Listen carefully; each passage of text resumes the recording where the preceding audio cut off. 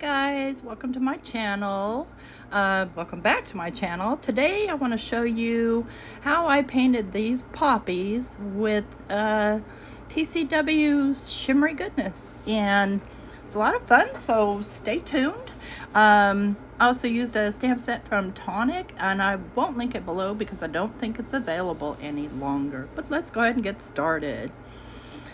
So I'm going to choose the large poppies from this poppy set, and I'm going to go ahead and stamp those out on just some regular accent opaque white paper. Again, these are from Tonic Studios Card Kit of the Month, something like that. And the kit is called, it's Compassion Poppy Stamps. These are really good quality stamps. They do come with a die set, and I have been real happy with my Tonic stamp sets.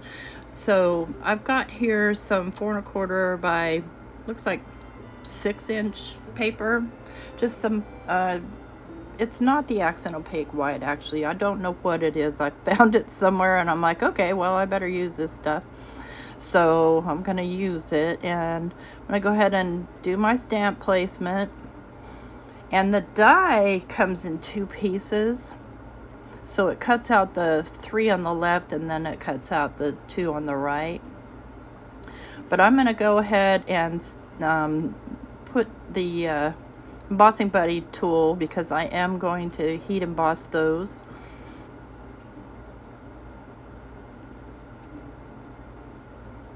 And then I'm using the VersaFine Claire in Nocturne black ink.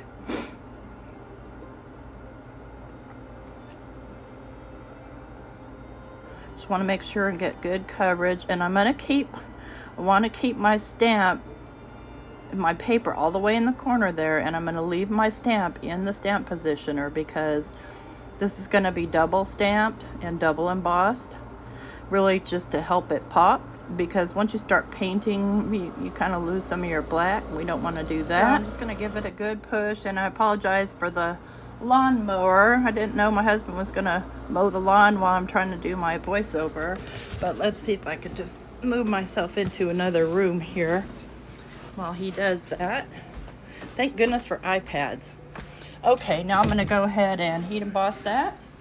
And I do have my embossing tool heating up there to the side so that it's nice and hot. I found that the paper warps a lot less if your embossing heat gun is hot.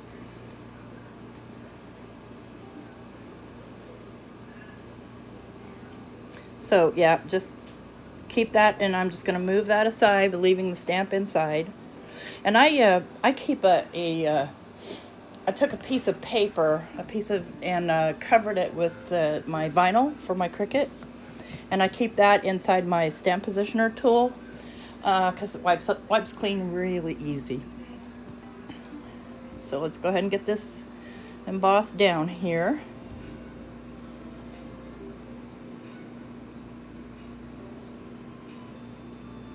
It's a pretty big image, so there's a lot to emboss. I'm going to make sure I get every single bit of it. No fuzzies. No fuzzies allowed.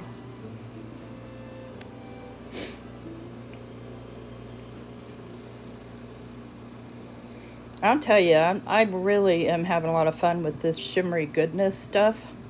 And I'll show you in a minute what's so cool about it. But, so, this is Shimmery Goodness. And what I've done is I've colored it with some of my Brushos and my Ken Oliver color bursts, and I put it in these little containers. So I'm gonna color one for you today with the Brusho of Brilliant Red, because I want a real bright red for this. And so these little containers, they came in a set that I bought from Walmart, but the jars, they all screw together, so you can't have them individually. You've got to have them in those stacks. And maybe I'll update you sometime on how long that's going to keep in those jars before it dries out. But all I'm going to do is I'm going to take and just use my little palette knife and scoop some of this Shimmery Goodness into this little container here. need a whole lot, but I am a red lover, so I expect I'll use it more than once. And then I'm going to grab my other palette knife, my little weird shaped one, but wipe this one off real quick first. What is that? It looks like a little spade, because it mixes the colors better. So, because you want to get them mixed real good, otherwise you're going to get some blobs. But I'm going to go ahead and just pour some of this red Brusho in very carefully. Take the lid off. And this stuff gets everywhere. I know I've said that before, but it's really messy. And even one little drop, you get it on your project, and ew, and you'll see, because I do end up getting some on my project. A piece must have splashed somewhere that I didn't notice, probably right there where I put the lid on. But you're just going to go ahead and mix that really good, and just keep adding color until you get the color you like. Because I may go a little bit darker with this, because it looks almost the same as the one you're seeing above. It's only slightly darker. I want it pretty dark, because what I want to do is, you know, add shading to my painting. And just always put the lid back on the Brusho or the Ken Oliver color bursts, and see where I've got some on that paper. If it was on my mat, I probably wouldn't even notice it, and most likely ruin something because of it. So I'm just scraping and making sure that's fully mixed in. And I'm happy with that. So I'll wipe off my little spade knife there and get rid of that piece of paper right away before I have an accident with it.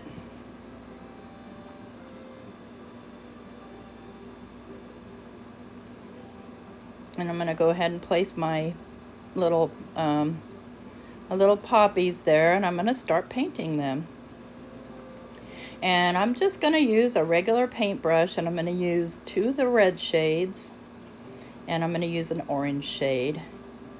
And I'm going to start with the darkest, and I'm going to do the darkest towards the center of the flowers and at the bottoms of the flowers. And I won't make you sit here and watch me paint this whole thing, but this stuff paints so beautifully. And if you get it a little thick on your brush, just wipe it off on your paper over there. I was just really amazed at how smooth this this paste is, and it's real super pearly too.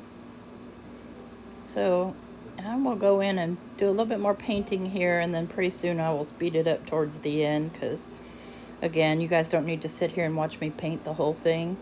But I'm just going to go from dark to light, with light being on the outermost edge.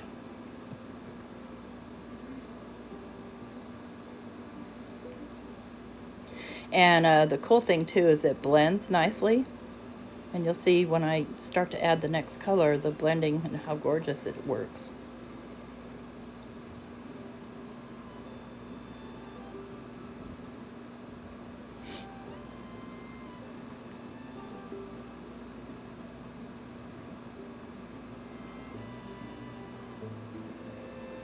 And you want to try not to get outside the lines, but I am going to be cutting this out, so it's not the end of the world. I still would rather stay inside the lines best I can, just because, you know, these dies are not like to the edge. There's a little bit of a margin, and so I prefer not to have the color in the margin.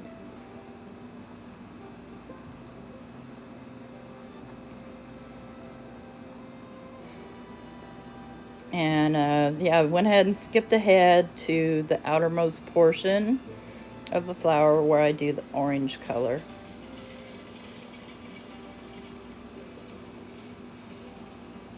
And I just kind of blend it and push it in towards the center.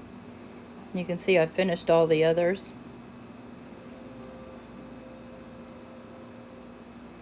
And I'm thinking I'm just going to use one color for the stems and leaves, simply because, and I'm going to do a different color in the centers of the flowers, by the way, too. But just because they're so small, it doesn't make sense to try and shade them in with this little itty bitty brush. But you could. I mean, it depends on your patience. And you see, as you see the other flowers there, that the colors do dry down a bit lighter.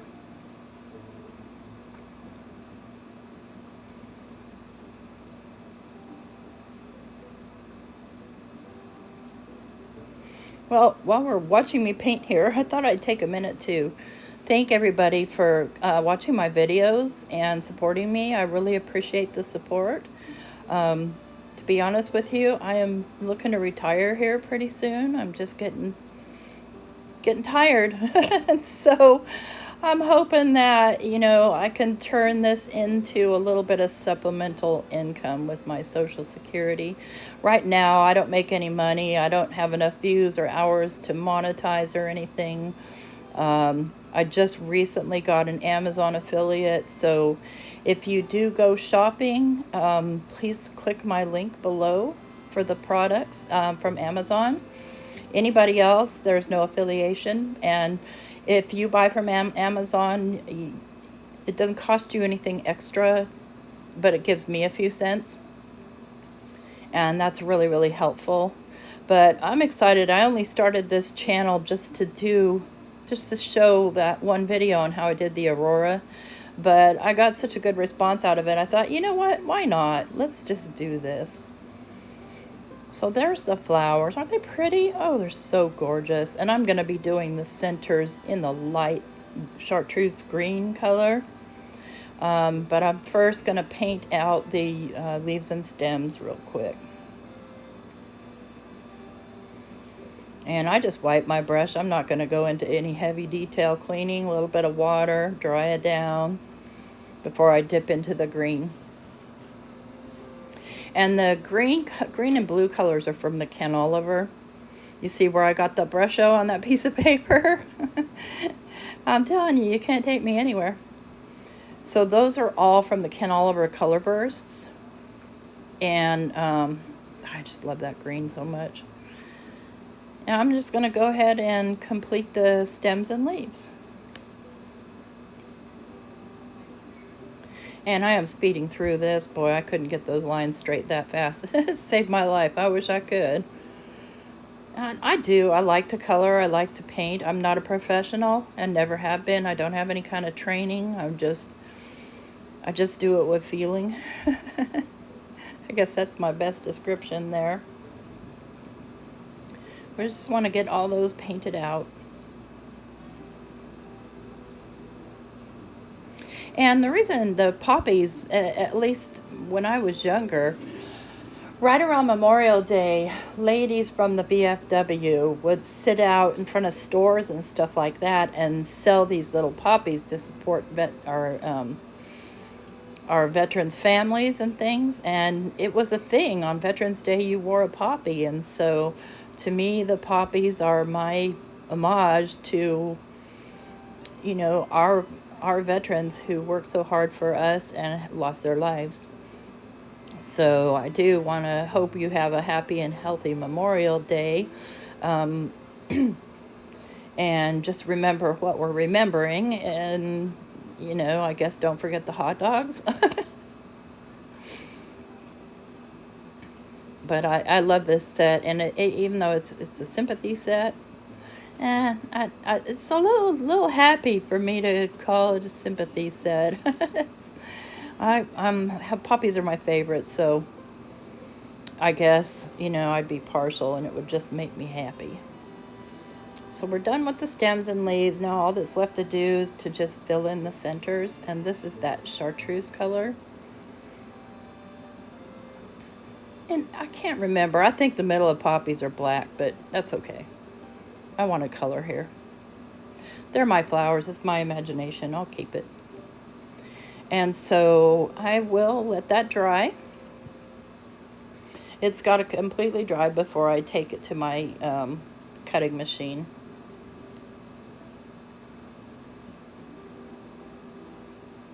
I'm just going to clean off my brush here. A little bit of water. This stuff cleans up really nicely. I know for a lot of people that's important. And again, the The little pad that I'm using there is actually a baking sheet that we never used, a silicone baking sheet. I would go in and try and erase this now, but I'm afraid I don't want to go too hard on it because I don't want to get the eraser goo in my wet paint. And I get most of it off without too much of a hassle. And you can always take a white pen or some white ink and cover that as well. But so I'm going to let that completely dry, and then we're going to take this back to the stamping platform to bring back our lines. And this is just such a cool, I learned this from Tim Holtz, this method.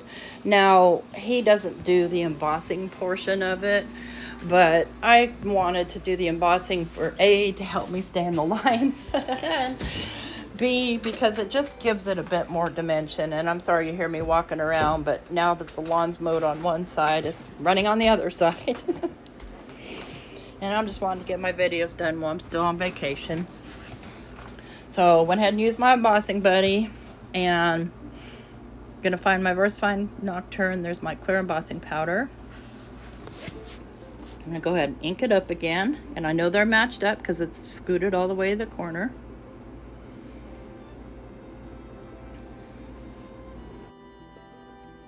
I'm gonna go ahead and wipe off the excess there.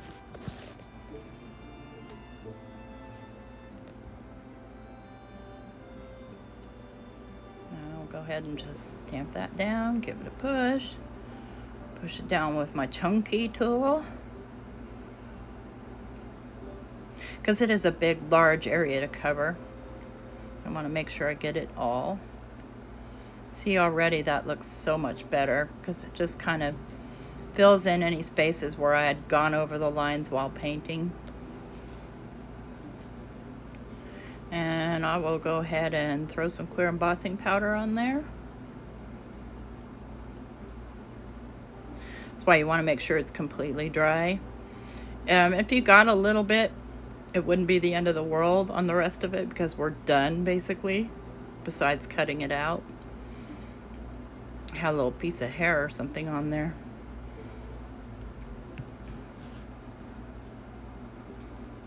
Go ahead and get that heat embossed there. And it doesn't affect the paint at all. So I imagine if you held it on there for a really long time, it might start to bubble, but for embossing purposes, it's just fine.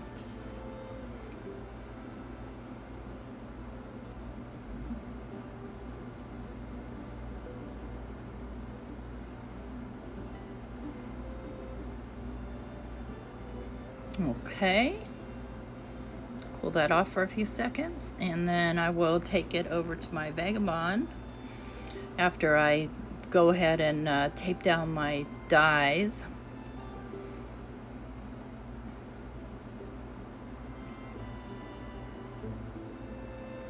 Now I gotta find my dies. Sorry about that. Oh, they were sitting there the whole time. So the die set comes with a couple of frames and the dies to cut out the poppies and the dies to cut out the border poppies. Comes with a bunch. I really think that these things are a really good value. But you can see that the die comes in 2 parts. And yeah, I think I'll do the big part first, yeah. And then I just tape that down both ends because it's such a big die. I want to make sure it doesn't move. And I'm going to take through my Vagabond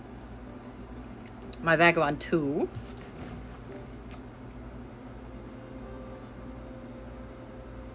And there's the first set.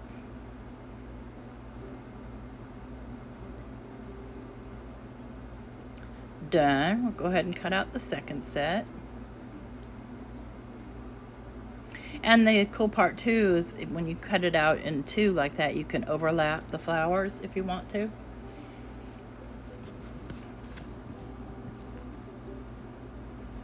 There we go. cuts them beautifully, but it does leave a border on them. I'm not a fan of the borders, but I definitely would not be a fan of fussy cutting these. So I'm going to go ahead and grab the largest frame from this set, and I'm going to cut that out, and I'm going to color a background here. And I want to make it kind of a backdrop with, you know, sky and ground. And so I'm going to first grab the Salvage Patina for sky. And I'm just going to ink blend that out real quick.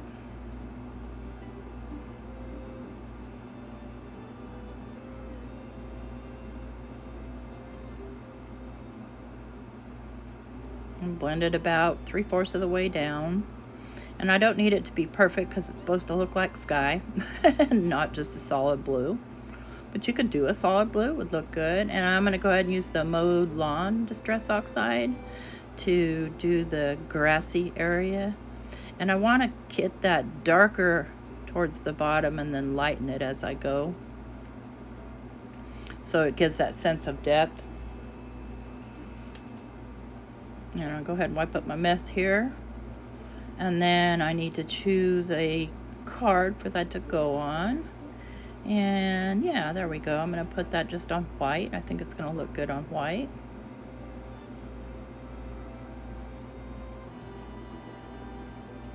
Kind of just get an idea for placement there. And then I might try this on blue. I keep gravitating towards my blue, but nah, it's going to go on the white. And I'm going to go ahead and pop that background up with some foam tape. And this is the scrapbook.com, and it's not the super thick stuff. I really like this because it's just a real subtle pop-up. And I just want to make sure I got good coverage on there. And I don't know what happened. There was a flaw there in that tape roll, and it was like doubled over. It could have been me. I might have stuck another piece of foam tape on there and didn't notice it. And I like to add just a little bit more glue for reinforcement and for a little bit of wiggle room. Now I'm just going to go ahead and place that down right in the center of that 5.5 by 4 1/4 card base. And decide on the placement of my poppies. And the glue I'm using here is my Reptile adhesive. I honestly use this glue for just about everything. It will glue wood, it glues everything. And I'm going to go ahead and pop those down, and I don't mind if they're sticking up a little bit. Gives it just a little bit of extra dimension. I don't want a lot of dimension. I had a card come back on me that I sent out to my son for St. Patrick's Day, and he told me he never got the card, and I thought, that's weird. I just got it back a couple of days ago. I'm thinking, what in the world? Why? And they said postage due, and I've sent out heavier cards, so I have no idea what happened there, but for whatever reason, the post office just didn't want to deliver it. So I'm trying to decide on a sentiment, and y'all know how I struggle with sentiments. It is the biggest struggle that I have at all. I know I need one on here, but I honestly wish I didn't have to have one. So I'm going to dig into my sentiment stash here from my LDRS stamp and die set. I have 3 of the stamp sets that coordinate with the dies. And so I have a lot. I pre-made a lot. I like that one on there, but nah. Again, I have no idea what to put. What I'm digging through is I'm looking for a color and a sentiment that makes me happy, and it has to be kind of not super personal because I don't have an intended recipient for this card, so I want to choose something, that doesn't say I love you, just in case I'm sending it to my boss or my mailman or something. Yeah, see, I love that one, but it doesn't work with my purpose. I just like the color. Thank you for being you. Yeah, no. I guess you can have too many sentiments, because I just simply can't find one that makes me happy. Oh, I eventually will. I think that one. I like the gold. Yeah, there we go. Yay, I made up my mind. And I just set that acrylic block on there just to help the flowers stay in place while they dry. But I'm going to go ahead and pop that sentiment up on a piece of foam tape.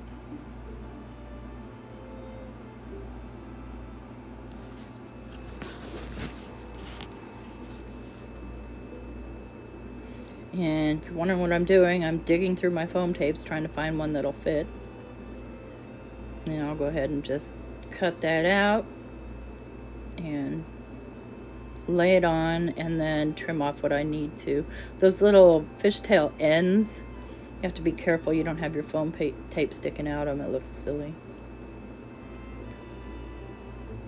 I mean, if you do, you do. That's how it goes, but...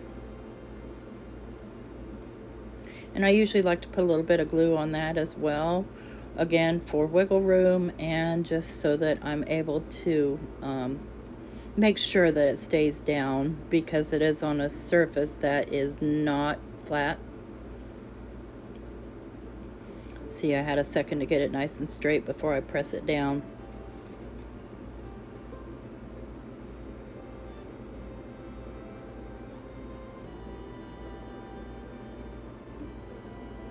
So what I'm looking to do is add some little bit of embellishment there. Try and make decisions. I'm not a fan of sequins, so I'm not sure. Am I going to use sequins anyway? Nah. No, I just can't make myself do it. I would like them if they didn't have a hole in the center. I don't know why, but that hole just bugs the crud out of me. I do have some that don't have a hole, but the colors wouldn't go well. So I'm most likely going to go with my little fingernail jewels. They I bought them in a kit from Amazon. They came with colored and clear, and they're really, really, really small. And then they came with a wax pencil. So I like to take and just warm up my wax on the end of my wax pencil there before I start working with them. It just helps grab them easier. And then I'm going to choose a color that I think looks nice with it. And so I'm going to just go ahead and go with the coordinating color with the background, which is that kind of a blue, turquoisey blue color. And I'm just going to do three little embellishment jewels. And just go ahead and get those glued on. I do use glossy accents, and you'll see my bottle clogs up constantly. Oh my gosh, the problems of crafters. But I'm just going to move those a little bit out of the way while I get the glue down, and then I'll pick them up with the wax pencil and apply them back on. I do want to thank you for stopping by and watching my videos. I know this one's a little bit longer. You know, you're going to see short ones, you're going to see long ones. Always feel free to skip ahead. But I do appreciate if you leave me a comment and leave me a thumbs up. And if you're not already subscribed, hit the subscribe button and hit that notification bell so you'll be notified every time I upload a new video. I'm trying to keep my content different. You know, I realize there are trending things, but for the most part, I would like to, you know, bring you something new, something maybe you haven't tried before. And I just want you to know that I really appreciate the support of all the people out here subscribing to my channel and watching my videos. I hope you all have a great day, and I hope you loved my card.